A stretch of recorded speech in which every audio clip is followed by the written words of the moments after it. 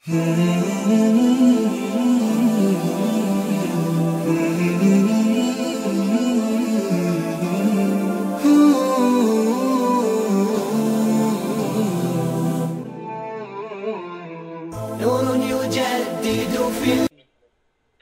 wassalam ala ashrafil salin wa ala alihi wa sahbihi ajma'in, amma ba'd. Assalamualaikum warahmatullahi wabarakatuh. Mga kapatid sa Islam, inshallah nandito naman po tayo para magbigay ng Islamikong pagpapayo patungkol ito sa dahil sa mga korupsyon. Opo mga kapatid sa Islam, alhamdulillah sa ating relihiyon ay nakahango talaga sa Islam. Nakahango sa totoong pangyayari kung saan ibinaba sa atin ang patnubay ng Allah subhanahu wa ta'ala. Dahil doon nagkakaroon tayo ng liwanag sa ating mga paglakad dito sa mundo. Lalo na sa panahon natin kumakalat ang korupsyon.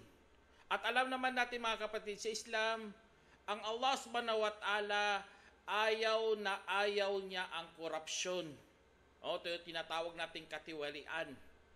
Katulad ng sinabi ng Allah subhanahu wa ta'ala sa Quran, A'udhu billahi minasyaitanir rajim, wabtaghi fima ataqallahu ad-daral akhirah, wala tansa nasibaka minad dunya, wa ahsin kama ahsanallahu ilaik, wala tabghil fasada fil ardi innallaha la yuhibbul mufsidin. Sa sinabi ng Allah subhanahu wa ta'ala sa Quran mga kapatid sa Islam, at hangarin mo ang anumang ipinagkaloob ng Allah sa iyo na tahanan sa kabilang buhay, at huwag mo ring kalimutan ang iyong bahagi mula sa mundo, at magpakabuti ka kagaya sa pagpapakabuti ni Allah sa iyo, at huwag mong hanghangarin ang katiwalian sa kalupaan.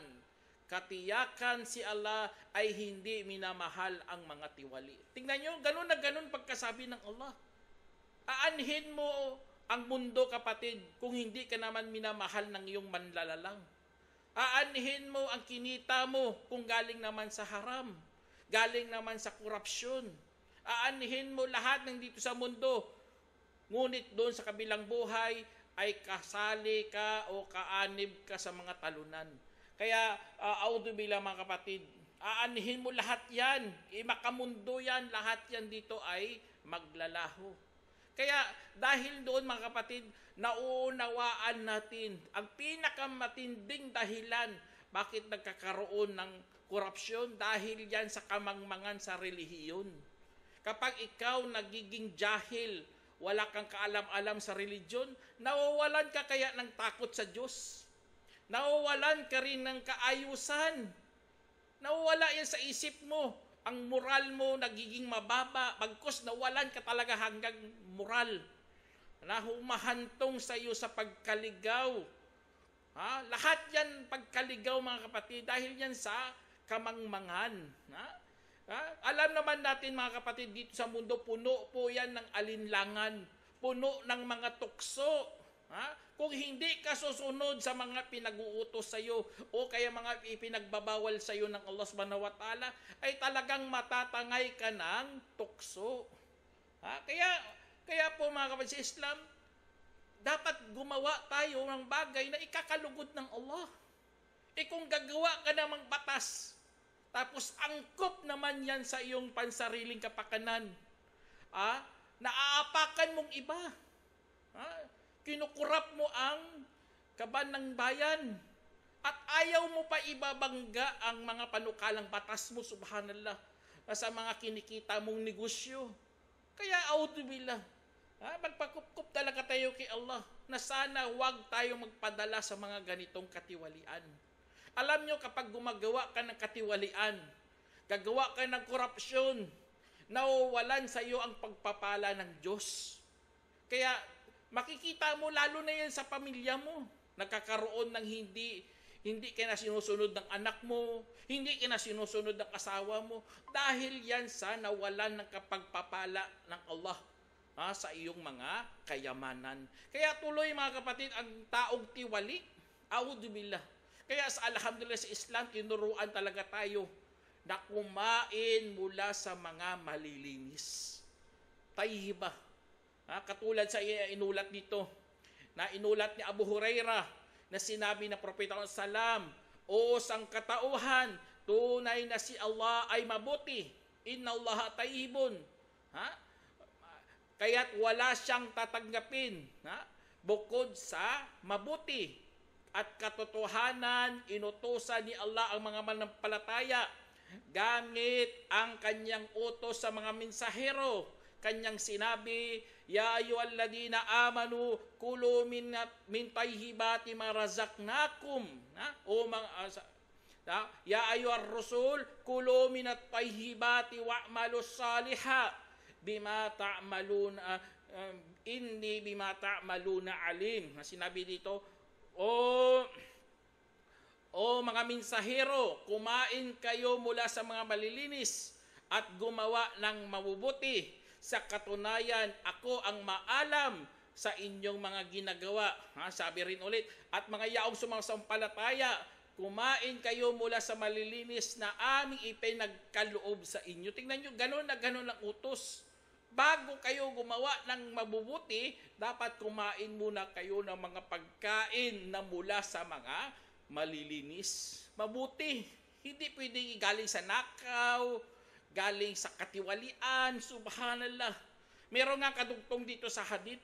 Ang kadugtong dito, sabi dito, at saka binanggit ang isang lalaki na tumatagal sa paglalakbay habang siya'y maalikabok. Magulo na ang buhok na tinataas ang kanyang kamay. At sige, o aking Panginoon, habang ang kanyang pagkain ay bawal, ang kanyang pananamit ay bawal, kanyang inumin ay bawal, at ang pinapalago niya ay bawal, kahit papaano pa tutugunin para sa kanya ang ganun. Kaya wala. Paano? Hindi tatanggapin yun ng Allah. Ang kinakain mo, pananamit mo, inumin mo, walang silbi kasi galing sa ipinagbabawal ng Allah subhanahu wa ta'ala. Kaya tuloy, mawawala ang pagpapala sa iyo ng Allah subhanahu wa ta'ala. Kaya nakikita mo yan sa iyong pagkatao. Nakikita mo na rin pati yan sa pamilya mo kung ikaw ay taong tiwali. Subhanallah. Ang pagkatao mo parang sakim, naging sakim ka. Sobrang kasakiman mo, parang wala na eh.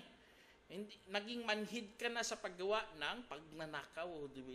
Kaya dahil doon, kawawa ka. Kasi nga, bakit mo nagiging hobby mo na yan, ang pagnanakaw. Kaya dahil doon mga kapatid, mayroon nga sa hadith mga kapatid. Ang hadith na ito, ay nagpapaano sa atin, nagpapahiwatig na may mga gawain kung saan pwede natin gawin. Pero kung sumobra ka na dyan, dito mapupunta ka talaga sa mga bawal. Kaya mayroong isang dito mga kapatid. May kwento nga dito mga nauna pa na sila sangkot din sa katiwalian. Katulad sa mga ahlul kitab, mga angkan na kasulatan, nasangkot din sa katiwalian. At inutusan pa ang kanilang mga maalam, mga rabbi at mga eskriba, na pagbawalan din sila. Subhanallah, tingnan nyo sa Quran mismo. Kaya ang mga pangyayari natin dito, ay halos nakikita natin sa Quran at nagiging liwanag sa atin at lubos natin naunawaan ang sinabi ng Allah. Sabi ng Allah dito, wa tara kathiran minhum yusari'una fil ithmi wal udwani wa aklihimus saht labi'sa ma kanu ya'malun laula yanhahumur rabbaniyuna wal ahbaru an qawlihimul ithim wa aklihimus saht labi'sa ma kanu yasna'un. Tingnan nyo, sinabi ng Allah, at makikita mo ang karamihan mula sa kanila na nagmamadali sa kasalanan at paglabag at ang kanilang pagkain ng kita sa masama. Tingnan nyo, ang kanilang pagkain ng kita sa masama. So, tawag dyan. Talagang napakasama ng dati nilang mga ginagawa. Sana pinagbawalan sila ng mga rabbi, mga rubbay, tinatawag natin mga maalam ito sa kanila, at mga eskriba hinggil sa kanilang pinagsasabi na kasalanan at ang kanilang pagkain ng kita sa masama. Talagang napakasama ng dati nilang mga ginagawa. Subhanallah, tingnan nyo, ang binanggit ng Allah subhanahu wa ta'ala, napakaano to eh. Angkop na angkop sa ating panahon. Sana mga pare nila, mga pastor nila, pagsabihan yan sila. Kasi ano nila yan eh, kareligion. Binanggit din ng Allah to. Kasi nga, damay-damay na eh. Pati tayo nadadamay sa kanilang mga pinanggagawa. Kaya, yun, isa sa mga kapatid, yun ang mga nasabi ng Quran. Subhanallah, na nakikita, na angkop din, na gamitin para ipaalala sa kanila. Dahil sa corruption yan, mga kapatid. Pati ang Quran na pinagsasabihan na pati mga rabbi nila, o mga rubay nila, o kaya mga pari nila, o mga eskriba nila. Kaya yun, isa sa mga kasi nga, tingnan nyo, meron nga nabanggit sa Quran din.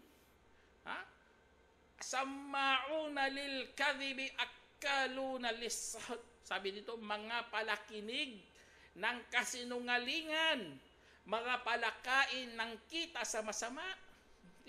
Napakatindi, mga kapatid, palakain, palakinig. Ibig sabihin, nasubrahan sila sa kasinungalingan. Nakikita mo yan kahit sa mga media. Halos nakikita mo sila parang ayaw nila magsabi ng katotohanan. Pati na rin ang nandoon. Nakikita mo nga ayaw niya mapuntahan ang katotohanan. Gusto niya makinig lang ng mga kasinungalingan. Kaya nakakatakot. Kaya sa time ni Prophet Muhammad Sallam, dito sa kwento dito, at saka kapag dumating sila sa iyo, kung gayon ay hatulan mo ang kanilang pagitan o talikuran mo sila. At kung tatalikuran mo sila, ay hindi kanila mapapahamak ng kahit ano. At kapag humatol ka, ay hatulan mo sila ng may katarungan, katotohanan, minamahal ng Allah ang mga makatarungan. Tingnan nyo, subhanallah, kung ang mga time ng Prophet Sallam, ang mga ahlul kitab, sila pumupunta kay Prophet Sallam. Nagpapahatol sila doon. Pinapili ang propeta kung gusto niya hatulan niya may katarungan. Ganun po, mga kapatid. Kung sa atin sila pumunta, hatulan natin sila na may katarungan. Katulad na pagkasabi dito. Kasi si Prophet Sallam, ganun ang ginawa niya. Hinatulan niya ang mga ahlul kitab ng may katarungan. Allahu Akbar. Kaya isa sa mga mga kapatid, mga kwento dati pa. Kaya inshallah, sana ipagduan na lang natin ang ating mga namumuno ng gabayan nawa sila ng Allah subhanahu wa ta'ala. Kasi nga, wala namang problema kapag binagdua mo yan sila ng mabuti. Kasi nga, kailangan din natin yan eh. Dahil sa kailang korupsyon na yan, sana merong nakitang mga anomalya na magiging leksyon yan para sa atin lahat. Para din sa kanila. Alam nyo si Prophet Sallam, sa kwento ni Tufail bin Amro, nabanggit sa hadith, na pumunta siya kay Prophet Sallam. Sabi niya, Rasulullah, ang mga tribo ng Daus ay malilipol, ibig sabihin mapapahamak. Kasi nga, hindi sila sumunod, hindi sila nag-Muslim. Sabi niya, sabi niya, Ya Rasulullah, sana ipagdua mo ng masama sila. Tingnan nyo, ipagdua ng kasi napakatindi, ayaw nila makinig.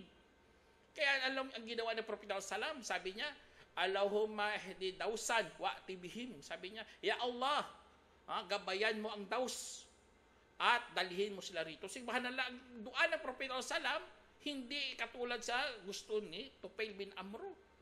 Bagkos gabayan sila sa tamang landas. Kaya ganun din po tayo, mga kapatid, ipagduan natin ang ating mga namumuno rin sa atin na sana gabayan din sila ng Allah. Kasi sila ang higit na kailangan ng dua natin. Alhamdulillah, tayo mga Muslim tayo. Tinuruan tayo ng mahal natin Prophet Sallam.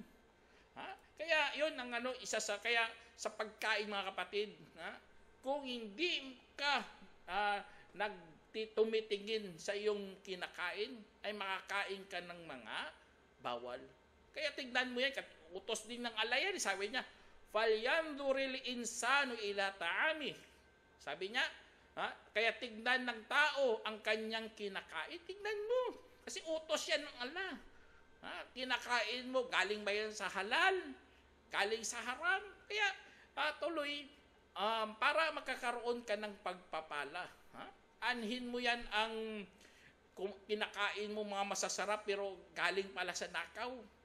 Galing pala sa mga flood project, subhanallah. Anhin mo yan.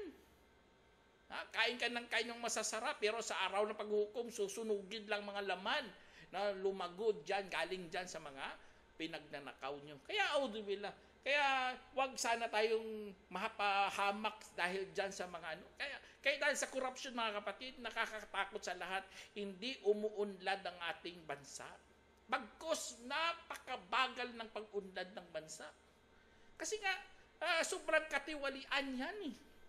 Sa lahat ng mga ahensya, naging tiwali. Auzubillah. Magdanakaw dito. Ang iba pa nga kukuha ng overtime.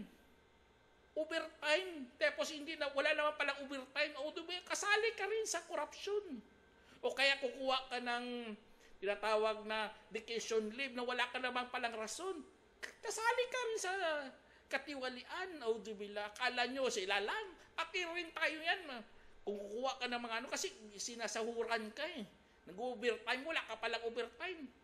Kaya tuloy, lahat po mga kapatid, sangkot lahat dyan. Kaya pagpakup-kup tayo kay Allah kasi bumabagal nga ang pag-unlad ng ating bansa. Napakabagal. Tingnan nyo. Lahat, hawa-haway, nahawaan ng iba eh. Ang iba, nahawaan, nangungurakot ng milyon-milyon. Ang iba, nahawaan, mag-file din ng mga bakasyon kahit wala naman siyang bakasyon. Auzubillah. Mag-ano-ano gagawin mo? Nawala na nga ang kaayusan sa namumuno. Nawala pa ang kaayusan sa proyekto. Kaya tuloy, apektado talaga pati ang ating ekonomiya.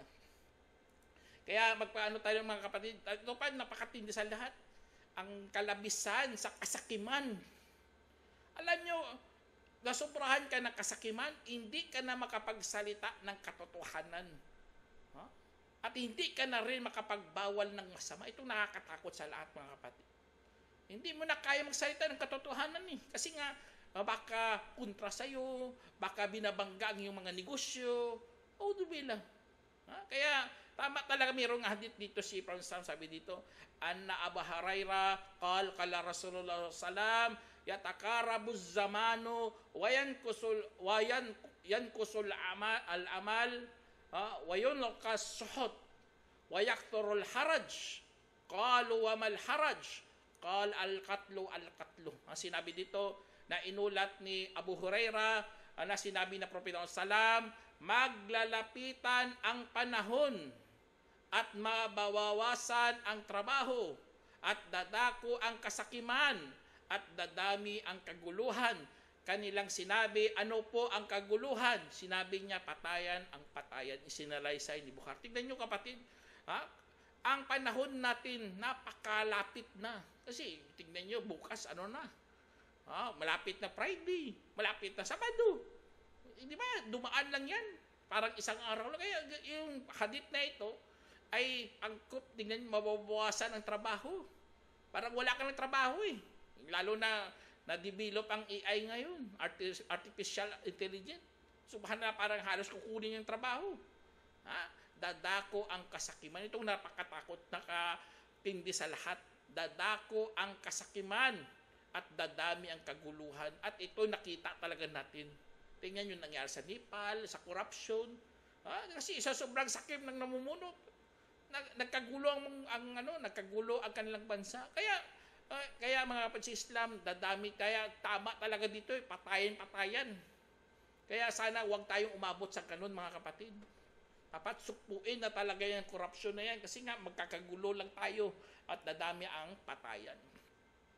Kaya dahil doon mga kapatid, dahil sa corruption na yan mga kapatid, sa halip na paunlarin ang ating bansa, ang ating ekonomiya, naubos lamang ang oras at pondo mga kapatid sa pagsugpo ng corruption. Kasi yun ang na-divert doon eh. Doon sila nakapokus, pagsugpo sa corruption. Sana i-ano nila yun, ayusin nilang mga flood control, ayusin ang mga tulay. Nawala eh. Kasi nadoon na sila nag-focus, audubillah. Kaya ano talaga mga kapatid, napakatindi talaga ang epekto sa atin ng corruption na yan. Nabaling ang atensyon doon eh. Wala na silang magawa. Hanggang ang iba nga hindi na makakatulog kasi nga sa sobrang depressed masyado. Kung makinig ka ng balita, madidepress ka eh. Nalulungkot kay bakit sila mga magnanakaw. At ang napakasama pa sa lahat mga kapatid, nawalan sila ng kabusugan. Hindi sila nabubusog. Nakaw lang sila nagnakaw, milyon-milyon. Tapos pinagkakasino lang nila, audubillah. Kasi sobrang sakim na eh. Nawalan na sila ng kontento. Tama talaga sinabi sa hadith, mga kapatid, sabi dito, Qala an Anas bin Malik, anna Rasulullah sallam, qal, law anna li ibni Adam wadiyan min dhahab, ahabba ay yakuna lahu wadiyain, walay yamla'afahu illa turab, wa yatubu Allah ala man tab. Sinabi sa hadith, mga kapatid, na galing kay Bukhari, na inulat ni Anas bin Malik radiyallahu anhu, na sinabi ng Propeta sallam, kung meron lamang ang anak ni Adam ng isang lambak na mula sa ginto, ay talagang ibigin pa niyang magkakaroon pa siya ng 2 lambak at hindi mapupuno ang bungangang niya kundi sa lupa. Tingnan nyo, hindi mapupuno ang kanyang bunganga kundi sa lupa. Ibig sabihin hanggang mamamatay siya. Hindi mapupuno yan. Gutom pa rin. At tatanggapin ng Allah ang pagbabalik loob ng sino mang bumalik loob, isinalaysay ni Bukhari. Kaya itong hadith na ito, mga kapatid, itong nakakatakot sa lahat. Ganon na ganon palang pagkalikha ng Allah sa atin. Kaya nagiging sakim tayo eh. Kasi nga, ang pagkalikha na yan, hindi yan dito sa mundo, dapat doon yun sa kabilang buhay. Nagkamali sila eh. Akala nila, ang ugali na yan dito sa mundo. Akala nila, kailangan ano mo talagang yung pagnanasa. Tugunan mo yung pagnanasa. Lahat ng pagnanasa dapat tugunan, subhanallah. Nagkamali talaga sila. Tayo, alhamdulillah, alam natin na ang ugali na yan, hindi para dito sa mundo. Kasi doon yan ibibigay. Dapat doon mo gagamitin yan sa kabilang buhay. Kasi nga ibibigay ng Allah subhanahu wa ta'ala lahat-lahat. At kailangan mong kunin lahat yun. Kung kakaunti lang yung pagnanasa, hindi mo ma-enjoy ang paraiso. Allahu Akbar. Kaya alhamdulillah, naunawaan natin yan. Pero sila, sa sobrang corrupt nila mga kapatid, sa sobrang katiwalian nila, hindi nila naisip yan. Akala nila dito yan sa mundo, kaya tuloy, ganun ang ipaparusa sa iyo ng Allah, na walan ka na ng kabusugan dito sa mundo. Bibigyan mo kaya ng 10,000, hindi nila yan, mamalaitin pa nila, gusto nila milyon, gusto nila bilyon, kasi nga nag-swapan na sila mga kapatid. Kaya sana ilayo tayo sa katiwalian na yan mga kapatid. Kasi ang pagdanakaw ng limpak na salapi, tapos kulang pa rin, gusto mo pa rin magnakaw ulit ng limpak na salapi, kasakiman na yan eh. Walang kabusugan na yan eh. Nakakatakot na yan. Ugali yan ng mga taga-impierno yan. Naudibillah. Kaya tama talaga eh. Patawarin lang ng Allah ang sino man bumalik loob sa kanya. Dapat magbalik loob lahat.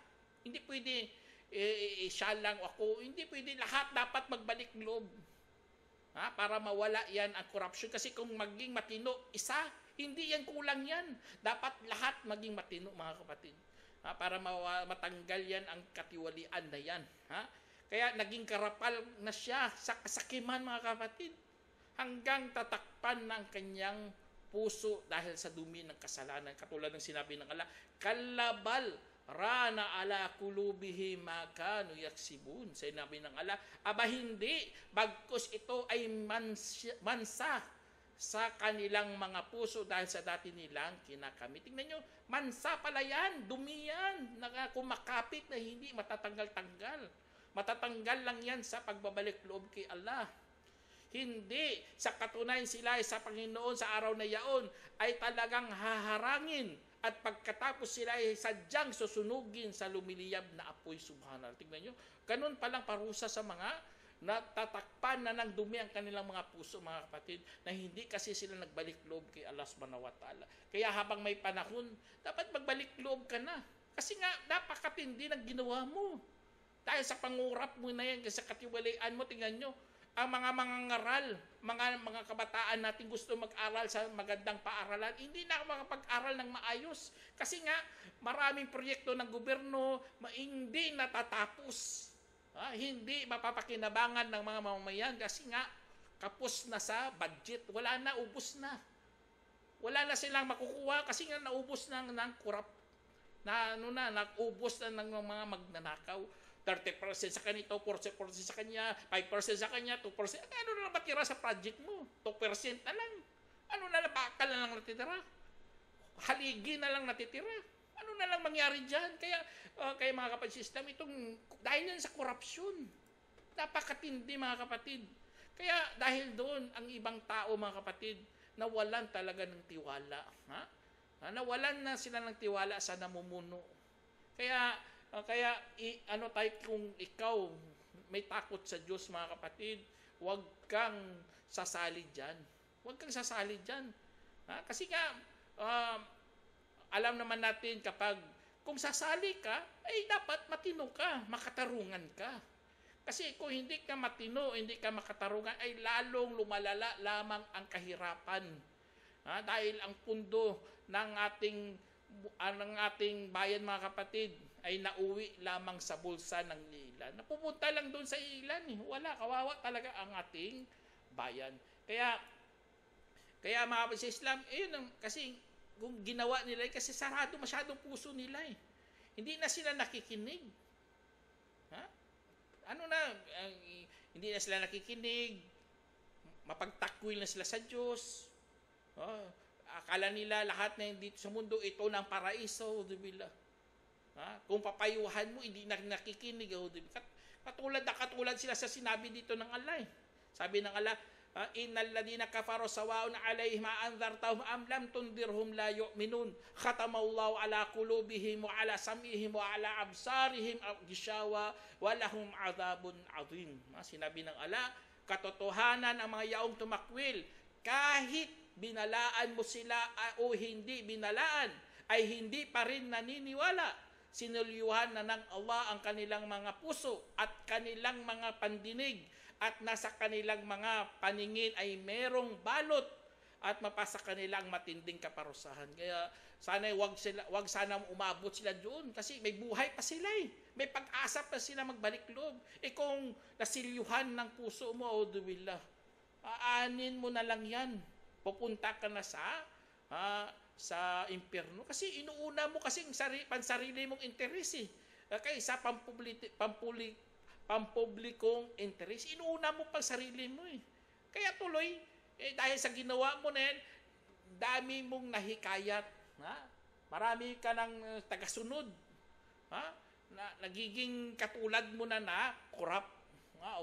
Kasi gaya-gaya lang yan Kaya, mga kapatid sa Islam, sana maiiwasan natin to, mga kapatid. Kasi maraming mapagkunwari. Kunwari lang sila lingkod.